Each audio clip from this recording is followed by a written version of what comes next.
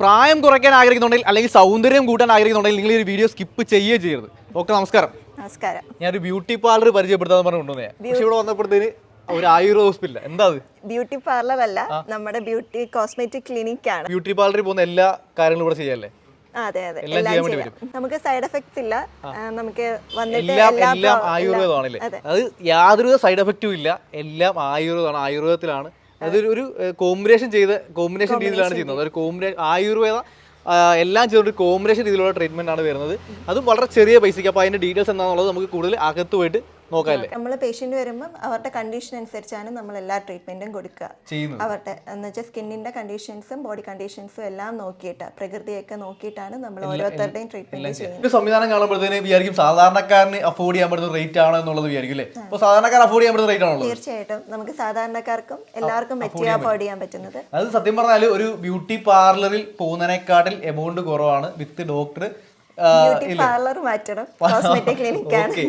അപ്പോൾ അല്ല, ഞാൻ പറഞ്ഞത് പൊതുവെ ഒരു ബ്യൂട്ടി പാർലറിൽ പോകുന്നതിനെക്കാട്ടിൽ ചിലവ് കുറവായ സംവിധാനമാണ്. മാത്രമല്ല ഒരു ബ്യൂട്ടി പാർലറിലുള്ള എല്ലാ സംവിധാനങ്ങളും ഇവിടെ അവൈലബിൾ ആണ് എന്നുള്ളതാണ് ഇല്ലേ?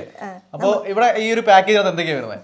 നമുക്ക് 3 കാറ്റഗറി ഉണ്ട്: basic, standard, premium. Basic package ആണ് 1990. ബേസിക്കില് ജെൻസിന്റെ വരുമ്പോൾ നമുക്ക് ഹെയർ കട്ട് ഉണ്ട്, ഹെയർ വാഷ് ഉണ്ട്, പിന്നെ അഭ്യംഗം ഉണ്ട്, സ്വേദനം ഉണ്ട്.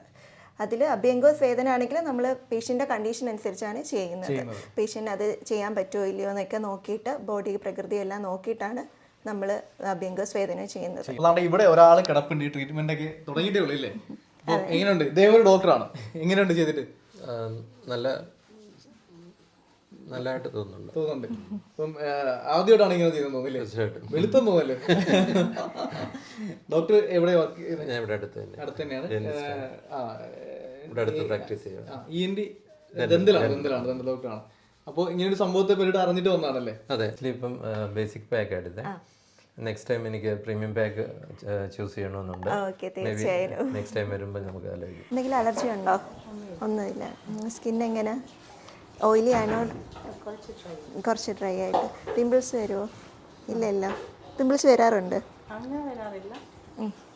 അല്ലാതെ നമ്മൾ എന്തെങ്കിലും സ്കിന്നിൽ ഇടുമ്പോൾ ഇറിറ്റേഷൻ എന്തെങ്കിലും വരാറുണ്ട്? ഇച്ചിങ് ഒന്നും ഇല്ലല്ലോ? റെഡ്നെസ് ആയിട്ടൊന്നും വന്നിട്ടില്ല? എല്ലാം ട്രൈ ചെയ്യാറുണ്ടോ?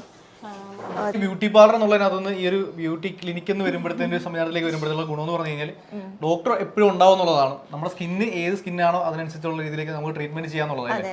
അപ്പോൾ പൊതുവെ ഈ സൗന്ദര്യവർദ്ധന ചികിത്സ എന്ന് മാത്രമല്ല എക്കാലവും നമുക്ക് സൗന്ദര്യവർദ്ധന ചികിത്സ ചെയ്യാന്നുള്ളതാണ് ഇതിനൊരു ഏറ്റവും വലിയ ബെനിഫിറ്റ് അല്ലേ? നമുക്ക് ഇന്റേണലിയും എക്സ്റ്റേണലി നമുക്ക് ആരോഗ്യത്തോടെ ഇരിക്കുക എന്നുള്ള രീതിയിലുള്ള നമുക്ക് അകത്ത് കഴിക്കാൻ വേണ്ടി മരുന്ന് കൊടുക്കുന്നു. അത് ഓരോരുത്തരുടെ കണ്ടീഷൻ അനുസരിച്ച് നമുക്ക് അകത്തുള്ള ഇന്റേണലി മെഡിസിനും എക്സ്റ്റേണലി നമ്മൾ ചെയ്തു കൊടുക്കും. പുള്ളിക്കാരിക്ക് ഡ്രൈ സ്കിൻ ആണെന്ന് പറഞ്ഞിട്ടുണ്ട്. അപ്പോൾ നമ്മൾ ഹൈഡ്രോഫേഷ്യലാണ് റെക്കമെൻഡ് ചെയ്യുന്നത്. അത് മെയിൻലി ഹൈഡ്രോഫേഷ്യൽ വെച്ച് ഹൈഡ്രേഷനാണ് നമ്മൾ ഉദ്ദേശിക്കുന്നത് തന്നെ. അതുകൊണ്ട് ഏറ്റവും ആപ്റ്റ് ആയിട്ടുള്ളത് ഹൈഡ്രോഫേഷ്യലാണ്. ഏജ് നമുക്ക് തോന്നിക്കാതെ റിങ്കിൾസ് ആൻറ്റി ഏജിങ് ആയിട്ടുള്ള ട്രീറ്റ്മെന്റ്സ് എല്ലാം ചെയ്യും. ഹൈഡ്രോഫേഷ്യൽ നല്ലതാണ് അതിനെല്ലാം. പിന്നെ നമുക്ക് ആയുർവേദിക് ഫേഷ്യൽസും എല്ലാം ഉണ്ട്. അപ്പോൾ ഈ സ്ഥലം വരുന്നത് തിരുവല്ല, വള്ളംകുളം.